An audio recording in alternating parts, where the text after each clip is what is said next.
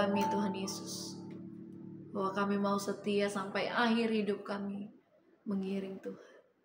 Terima kasih Tuhan Yesus, Engkaulah pengharapan kami, Engkaulah kekuatan bagi kami.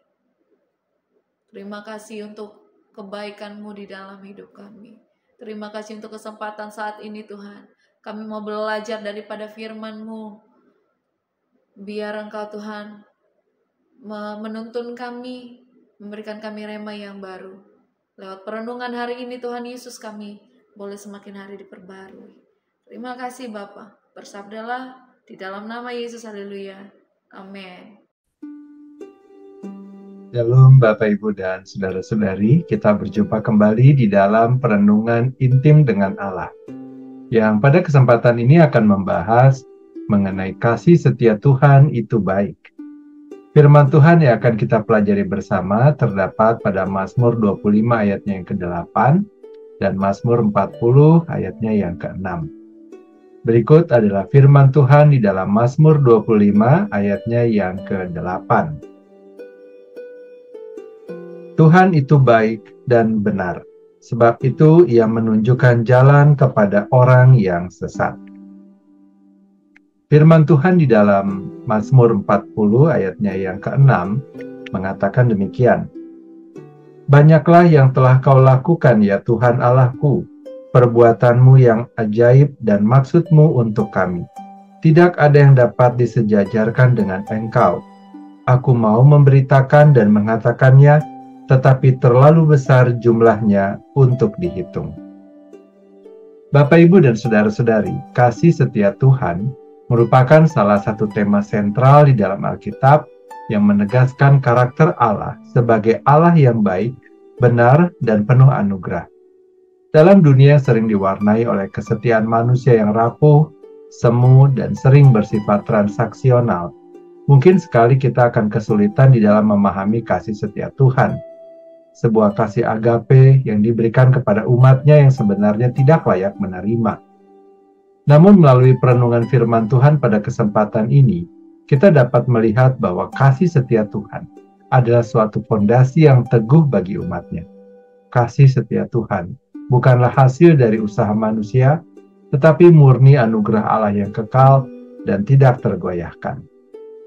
Di dalam Roma 9 ayatnya yang ke-15 sampai 16 dikatakan demikian. Sebab Ia berfirman kepada Musa, Aku akan menaruh belas kasihan kepada siapa aku mau menaruh belas kasihan, dan aku akan bermurah hati kepada siapa aku mau bermurah hati. Jadi hal itu tidak tergantung pada kehendak orang atau usaha orang, tetapi kepada kemurahan hati Allah.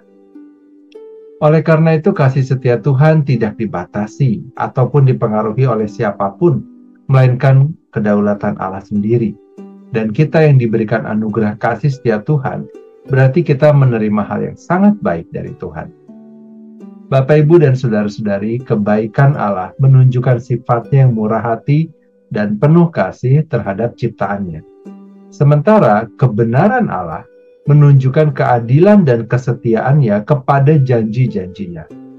Sifat Allah ini terlihat di dalam karya keselamatan, di mana Allah melalui kasih karunia-Nya memimpin manusia yang berdosa, yang secara alami sesat dan terhilang, untuk kembali kepadanya.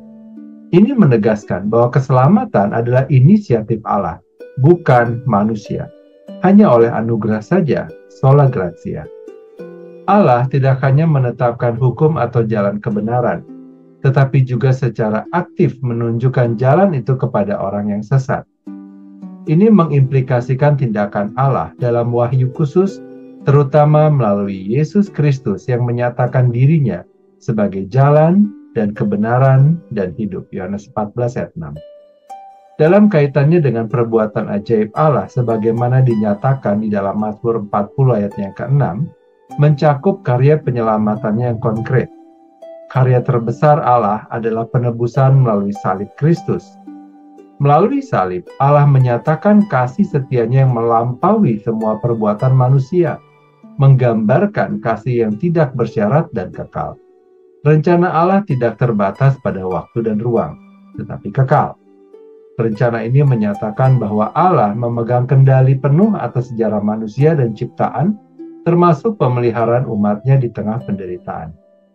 Pemazmur menekankan bahwa rencana ini terlalu besar untuk dipahami sepenuhnya, tetapi cukup jelas untuk dipercayai. Di dalam terang perjanjian baru, rencana ini dipenuhi dalam Kristus yang menjadi pusat kasih setia Allah bagi umat manusia. Kontras dengan kasih Allah, kesetiaan manusia cenderung terbatas dan seringkali bersifat transaksional. Manusia cenderung setia hanya ketika ada keuntungan pribadi yang terlibat.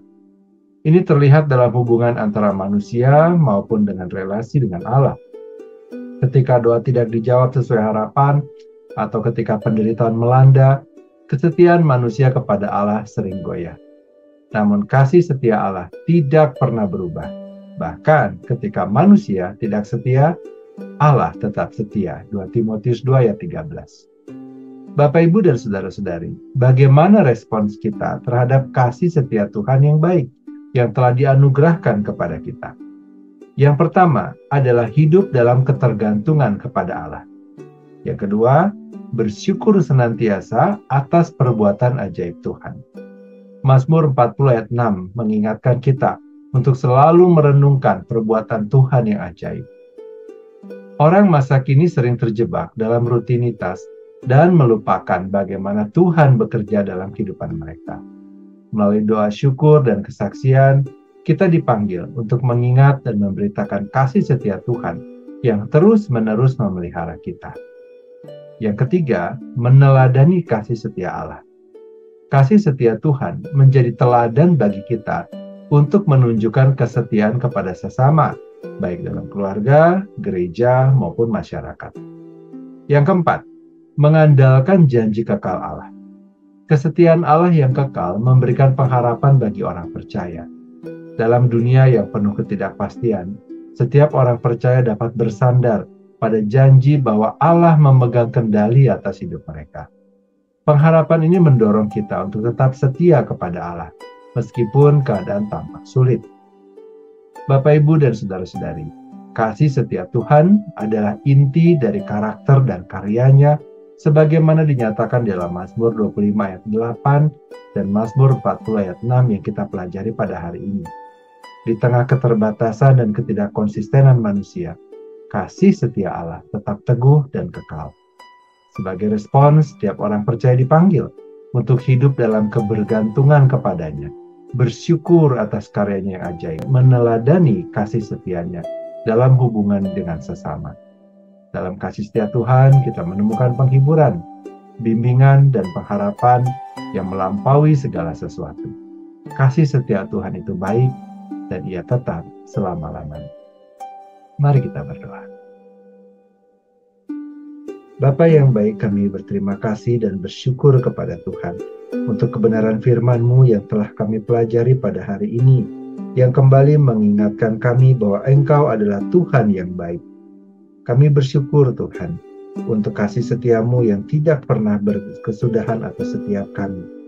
Engkau melimpahi kami dengan kasih-Mu di mana kami sebenarnya tidak layak untuk menerimanya.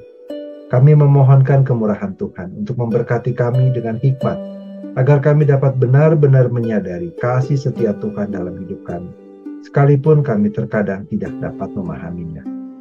Berkatilah kami juga ya Tuhan dengan kekuatan dan kemampuan untuk menjalani hari-hari kami di dalam ketaatan kepada firman Tuhan.